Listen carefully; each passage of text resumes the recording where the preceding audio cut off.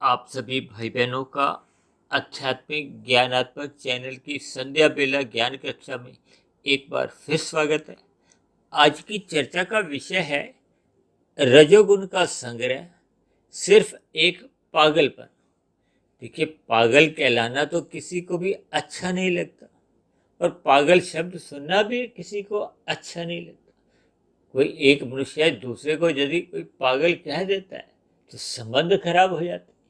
यानी कि पागलपन एक अच्छा शब्द नहीं माना जाता। लेकिन आज हमने इस पागलपन को ही देखिए सफेद रंग से दर्शाकर इसको एक प्रमुखता दी है।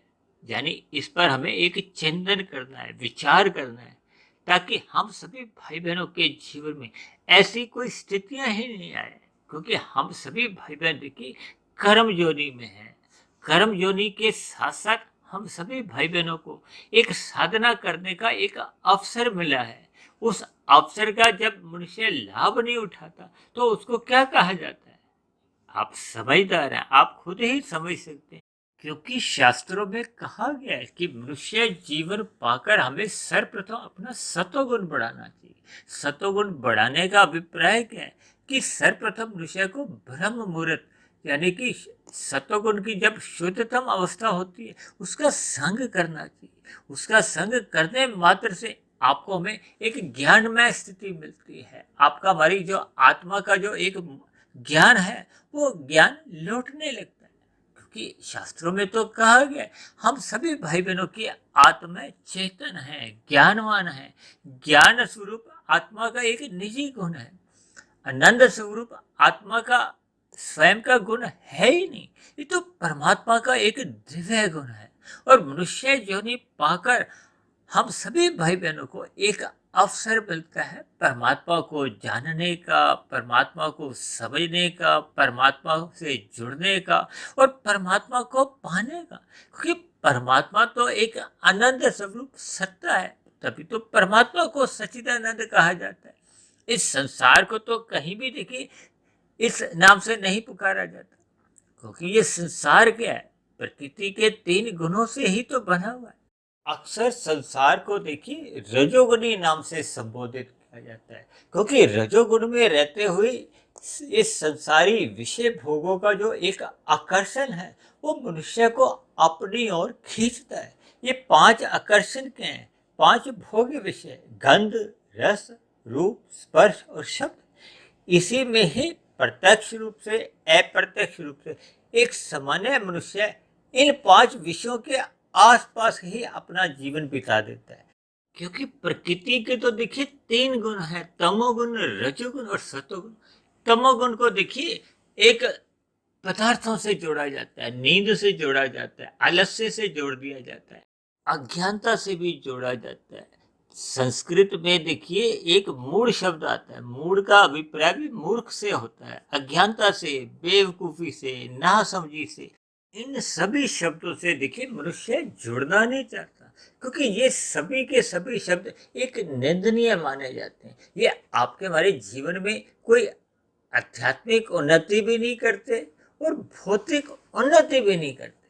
देखिए, कोई भी मनुष्य है जब रजोगुण का संग्रह करता है, यानी कि वो अधिक से अधिक भोग विषयों का एक संग्रह करता है। संग्रह का अभिप्राय देखिए पदार्थों से है, धन से है।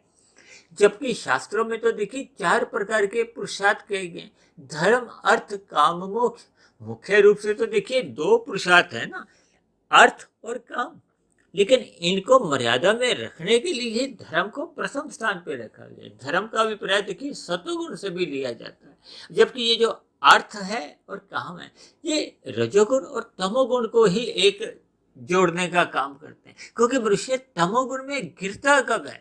जब मनुष्य रजोगुण के विषय भोगों को अधिक से अधिक भोगना चाहता है। जब वो धर्मानुसार परिश्रम करके उसको भोग नहीं पाता तब मनुष्य अनीतिगत कार्य करता है, पाप कर्म करता है, अन्य मनुष्यों से छल कपट चतुराई करता हुआ अन्य मनुष्यों से फिर वो सुख चुराता है, उनके हक मारता है। किस लिए? कि वो स्वयं इन पदार्थों का भोग चाहता है।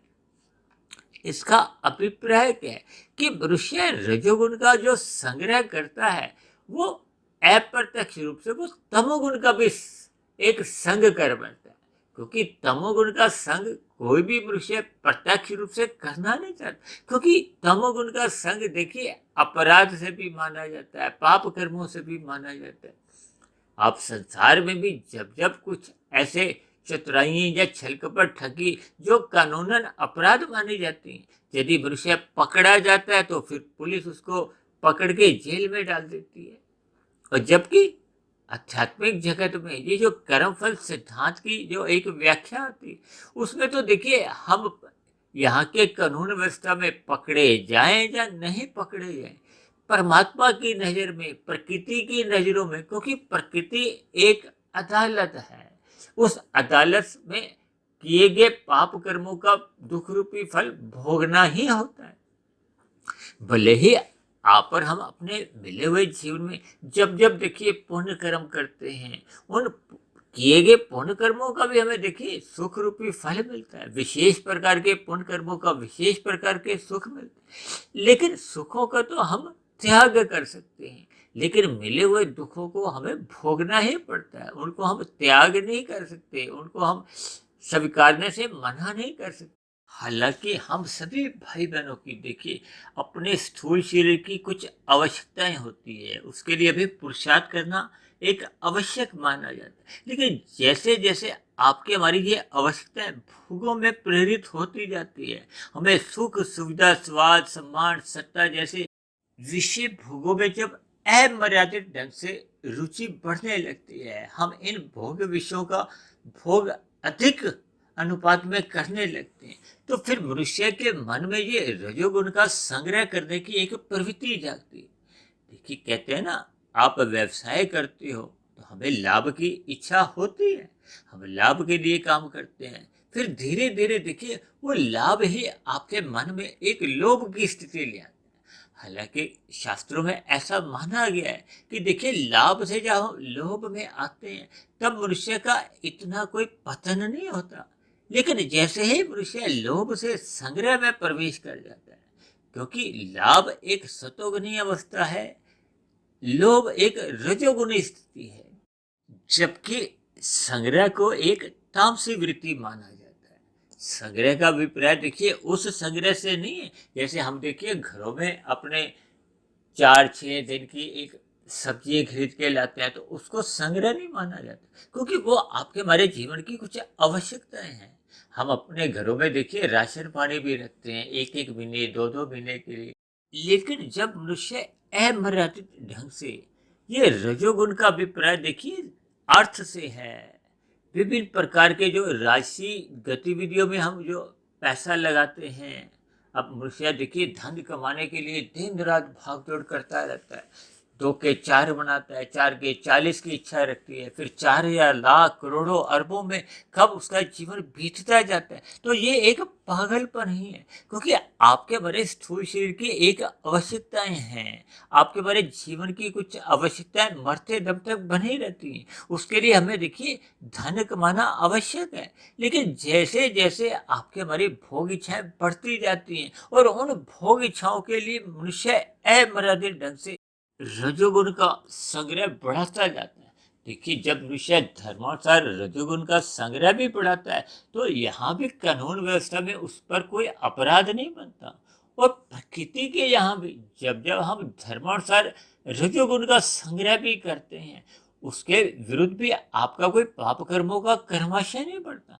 इसी तरह भौतिक जगत में भी यदि हम 4 घंटे 6 घंटे 10 घंटे 20 घंटे भी रजोगुण में ही रहते हैं, अधिक धन कमाते हैं और कमाए के धन पर हम उचित समय पे अपना आयकर देते हैं, धन कमाने में हम किसी भी प्रकार की कोई अनीतिगत कार्य नहीं करते जो अपराध श्रेणी में आता है, तो भौतिक जगत में भी आपके विरुद्ध कोई अपराध नहीं बनता और आध्यात्मिक जगत में भी आपका मरा कोई पाप कर्मों का कर्माशय नहीं बनता।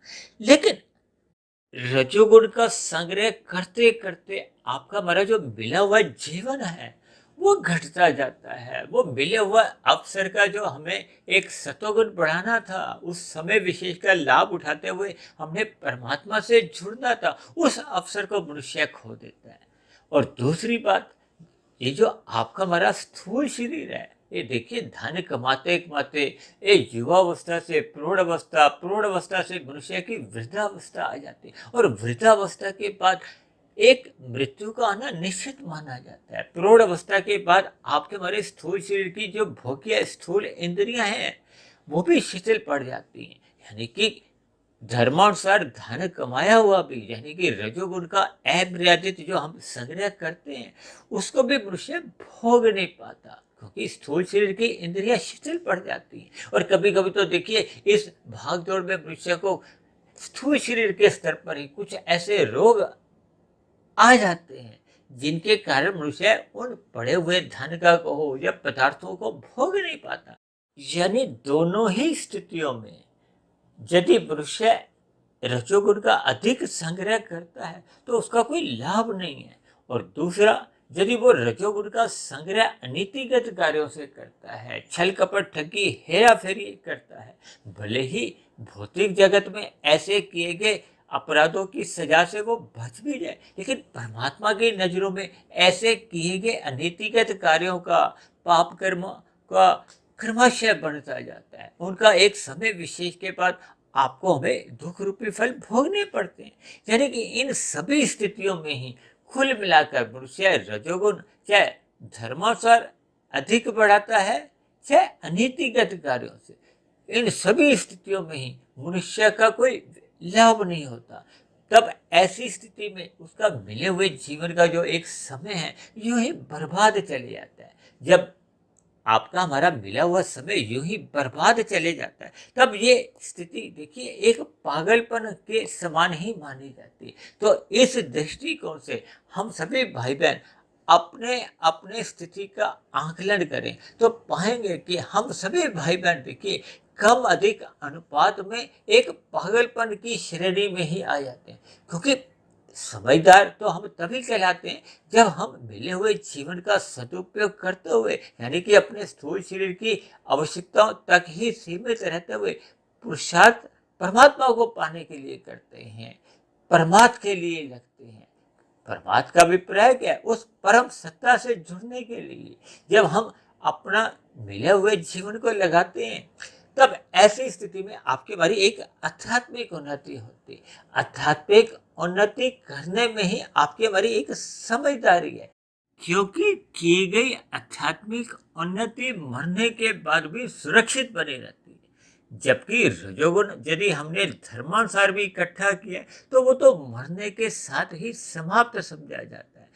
और यदि मनुष्य ने अनीतिगत कार्यों से वो रजोगुण अपना संग्रह किया था तब ऐसी स्थिति में मरने के बाद वो उन किए गए पाप कर्मों के दुख रूपी फल मनुष्य को भोगने ही पड़ते। और कभी कभी तो मनुष्य देखिए रजोगुण का संग्रह करते करते कितने पाप कर्म कर जाता है, मनुष्य को इसका बोध नहीं होता, जिसके फलस्वरूप उसका संचित कर्मों का क्रमशः बिगड़ जाता है, पुण्य कर्मों की न्यूनता रह जाती है, पाप कर्मों की अधिकता होने पे फिर मनुष्य की मरने के बाद नीचे की जो 80 लाख प्रकार की जोनियां हैं वो तामसी जोनियां हैं। यहाँ किए गए पाप कर्मों का दुख रूपी फल भोगना ही पड़ता है। ये अलग बात है कि परमात्मा ने नीचे की सभी योनियों के जीवों को क्रमशः अचेत रखा है एक दया भाव से, ताकि उन सभी जीवों को उन दुखों को भोगते समय पीड़ा नहीं हो, उस पीड़ा का उनको बोध नहीं हो।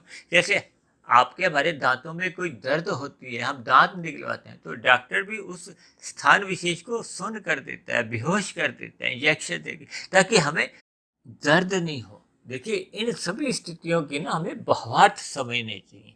इसलिए हम सभी भाई बहनों को अपने मिले हुए जीवन के उद्देश्य को समझना होगा, यानी आनंद रूपी सत्ता भगवान को पाने के लिए हमें प्रयत्न करना होगा। उस प्रयत्न करने के लिए हमें सर्वप्रथम सत्वगुण का अधिक से अधिक संग करना होगा, ब्रह्म मुहूर्त में उठना होगा। ब्रह्म मुहूर्त में उठकर हम देखिए आध्यात्मिक साधना को एक गति दे सकते हैं, अपने जीवन में निष्काम कर्मों को एक गति देनी चाहिए। ये सभी स्थितियां जब आपके मेरे जीवन में एक स्वभाव का हिस्सा बन जाती हैं तो फिर सहज ही आपका मेरा ये जो रजोगुण का जो एक संग्रह है उससे मनुष्य बच जाता है।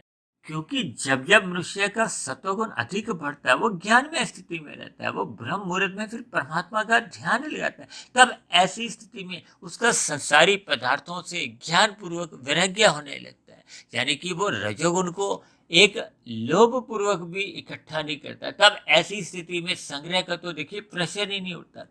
इन सभी स्थितियों के हमें भावार्थ समझने चाहिए। अपने मिले हुए जीवन का उद्देश्य समझना होगा, ताकि हम मिले हुए जीवन में सत्वगुण का अधिक से अधिक संग करते हुए परमात्मा को जाने, परमात्मा से जुड़े, ताकि परमात्मा को पाने का आपका हमारा लक्ष्य बने। ऐसा लक्ष्य हम सभी भाई बहनों के जीवन में जल्द से जल्द बने, ताकि हम इस पागलपन की श्रेणी से अपने आप को बाहर कर दें। इसी में ही मनुष्य की एक समझदारी है। दूसरी बात, हो सकता है कुछ भाई बहनों को देखिए इस पागलपन शब्द से कुछ मतभेद हो। ऐसे भाई बहनों से मैं पहले ही क्षमा मांगता हूँ। लेकिन कभी कभी देखिए कुछ कटु वचन बोलकर हमारे आपके जीवन की सकारात्मक दिशा बन जाती है, जिसके फलस्वरूप आपका हमारा देखिए जीवन सफल हो पाता है, जीवन सार्थक हो जाता है। तब ऐसी स्थिति में मनुष्य का परमात्मा को पाने का एक लक्ष्य बन जाता है। तो ऐसे सभी शुभ स्थितियां हम सभी भाई बहनों के जीवन में भी जल्द से जल्द बने। इन्हीं शब्दों के साथ आज की चर्चा विशेष को यही विश्राम देते हैं। कल सुबह फिर मिलते हैं ब्रह्म मुहूर्त उपदेश कक्षा में। तब तक आप अपने आध्यात्मिक मित्र सुधीर भाटिया फकीर को इजाजत दें। आप सभी भाई बहनों को बहुत बहुत शुभ रात्रि और सुबह ब्रह्म मुहूर्त में उठने के लिए मेरी ओर से बहुत बहुत शुभकामनाएं।